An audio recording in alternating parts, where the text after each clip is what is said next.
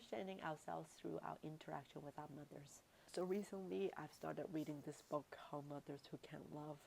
It's a book written by Susan Forward, and she talks about the 5 different types of mothers that cause a lot of pain to their children. The narcissistic mother, the enmeshment mother, the control freak mothers, the mothers who cannot mother, and the moms who betray and batter and abuse the kids. And so I'm learning so much about this because my mom is not like the extreme of these cases, and yet there are traits that she exhibited where it caused me a lot of pain.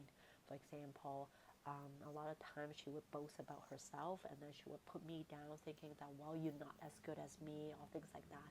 And then she would hit me, and she would like pretty much say to my face that you're just not smart enough like me. And there are other things too, but basically these are some of the things that I had to deal with growing up. And today I was just processing one of those things on my own as I was reading this book. Now, I'll share more about this because I do believe that how we interact with other people, or how we view ourselves, our self-image, is based a lot of how we interacted with our moms, right? Because if she always thinks that you're not good enough in her eyes, then it doesn't matter how accomplished you are, you will still hold on to this lens that you're not good enough, because at the end of the day you just wanted your mom to be proud of you, compliment you and all those stuff. Or like if, let's say, she's always yelling at you, you may be so stuffed into this box, so when you actually have your own kid, and when your kids are not also listening to you, you may explode because like your mom wasn't listening to you, so now you feel like you have to kind of be like your mom, explode in order for your kids to listen to you.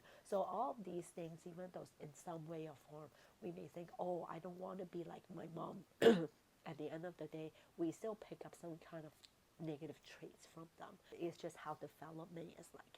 So reading through this book really helped. But one of the things that I really, really wanted to talk about today is the fact that she talked about the taboo of addressing this, because there's such a myth of mother is the most unconditional love of all, and how dare you question mothers, or how dare you criticize them. And because it's in the Western culture, it's in the Chinese culture, it's in a lot of the filial piety kind of things, like your mom sacrificed for you, how dare you, how dare you criticize her and point out the bad things that she's done. Don't Aren't you appreciative of all the things that she's done for you? And it's kind of like, but this myth cannot possibly apply to everybody, because not everybody is set out to be a good mother, set out to be a good person. And so I just really want to bring this up, because sometimes when I talk about how to stand up for yourself, but the first thing is you have to understand that because you have trouble standing up to your parents, it kind of is like it goes across the fields. Like if you feel like you cannot stand up to your parents, how do you bring that authority into the workplace, into your relationship with other people? So it's kind of like a secret dance that is kind of intertwined with each other. And this is the force. This is the force that I felt when I share with other people, this is what I talk about. And people are like, well, why are you talking about that? Because it is in the culture. I was just recently watching 2 short clips of video. One is a Chinese video, the other one is a Korean video. It's about a mother who had wronged the son, who had kind of discarded the son, and it was the son's way of like going back to the origin of why his mom, both moms, were acting that way. And so at the end, they were kind of figuring out, oh, it was because my mother had gone through all these hardship, because of all these things that they had sacrificed, and so they turned um, 180 degrees around to say, oh, so I have to do my best to fulfill my mother's words and all those stuff. And that is the cycle, right? That's the narrative that our society is telling us, that our mother's wrongdoings has a excuse. And so now we're going to go into finding out what the excuse is, finding out the pain, and then so we forgive them. And yet, what happened to the son's pain? What happened to the daughter's pain? It kind of got swept under the rug.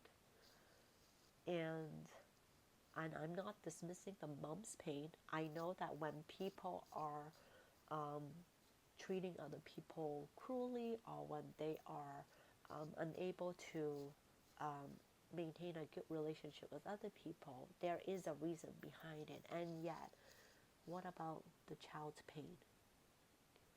And even if these children are like 40 something, 50 something, 60 something, there's still a lot of pain that was not addressed. And so I want to address these kind of pain.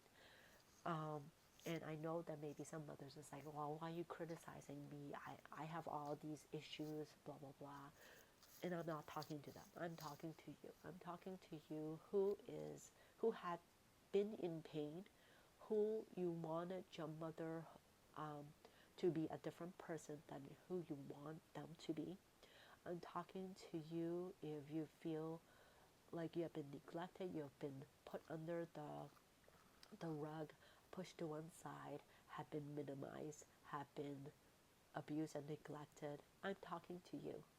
And because at the end of the day, if you want to understand your own power, you have to heal all these stuff first in order to be able to go above onto the next step, to see how you can shine with your light and to step into who you really are, instead of doing things to please your mom. Do something that really brings you the joy.